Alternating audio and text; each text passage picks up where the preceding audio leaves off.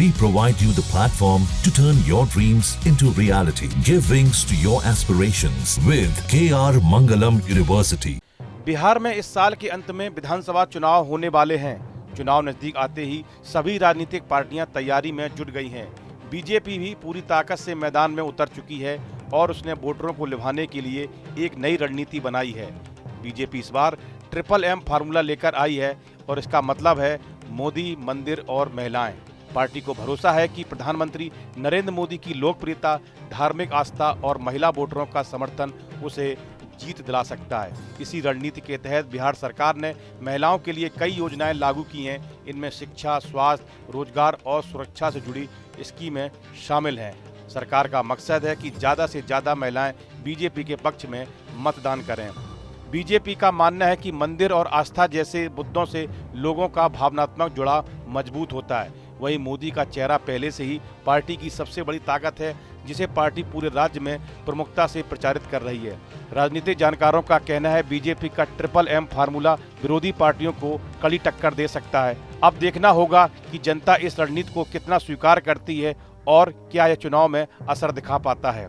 BJP के इस फार्मूले का पहला स्तंभ प्रधानमंत्री नरेंद्र मोदी हैं, जो चुनावी बुगल बजाने खुद मैदान में उतर चुके हैं। मोदी 15 जुलाई से 15 सितंबर तक बिहार के सभी 9 मंडलों में रैलियां करेंगे। बीते कुछ महीनों में भी मोदी ने मधुबनी, विक्रमगंज और सिवान में जनसभाएं कर माहौल बनाना शुरू कर दिया है। अगले 2.5 महीनों में 10 से ज़्यादा बार पीएम मोदी बिहार का दौरा कर वोटरों को साधने की कोशिश करेंगे। ट्रिपल एम फैक्टर का दूसरा बड़ा स्तंभ है मंदिर। बीजेपी और जेडीयू ने सीतामढ़ी में माता सीता के भव्य मंदिर के निर्माण का ऐलान कर हिंदू मतदाताओं को साधने का प्रयास किया है। बीते दिन मुख्यमंत्री नीतीश कुमार ने मंदिर का डिजाइन भी सार्वजनिक किया था। वहीं गृह मंत्री अमित शाह कई सभाओं में इस मंदिर का जिक्र कर चुके हैं। हिंदू वोटरों को लुभाने के लिए मंदिर कार्ड पेश किया गया है।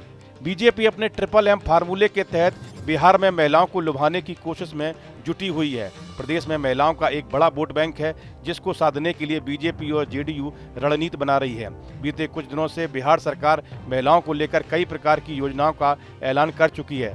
इसमें पेंशन योजना भी शामिल है। हाल ही में सीएम नीतीश ने विधवा और वृद्धा पेंशन को 400 रुपये से बढ़ाकर 1100 रुपये करने का ऐलान किया है। बीजेपी ने महिलाओं को ध्यान में रखते हुए कई और अन्य योजनाएं भी पेश की हैं, जैसे मुख्यमंत्री कन्या उत्थान योजना, महिला स्वरोजगार योजना और सुरक्षा के लिए पिंक पेट्रोलिंग जैसी पहलें। इन योजनाओं के जरिए सरकार ये संदेश देना चाहती है कि वो महिलाओं के आत्मनिर्भर बनने में मदद कर रही है। इससे महिला वोटरों में भरोसा बढ़ाया जा रहा है। बीजेपी की इस ट्रिपल एम रणनीति को लेकर विपक्षी दलों ने हमला बोला है। राजद, कांग्रेस जैसे दलों का कहना है कि यह सिर्फ ध्यान भटकाने की राजनीति है। उनका आरोप है कि असली मुद्दे जैसे बेरोजगारी, महंगाई और कानून व्यवस्था से ध्यान हटाने के लिए बीजेपी धार्मिक और भावनात्मक मुद्दों का सहारा ले रही है।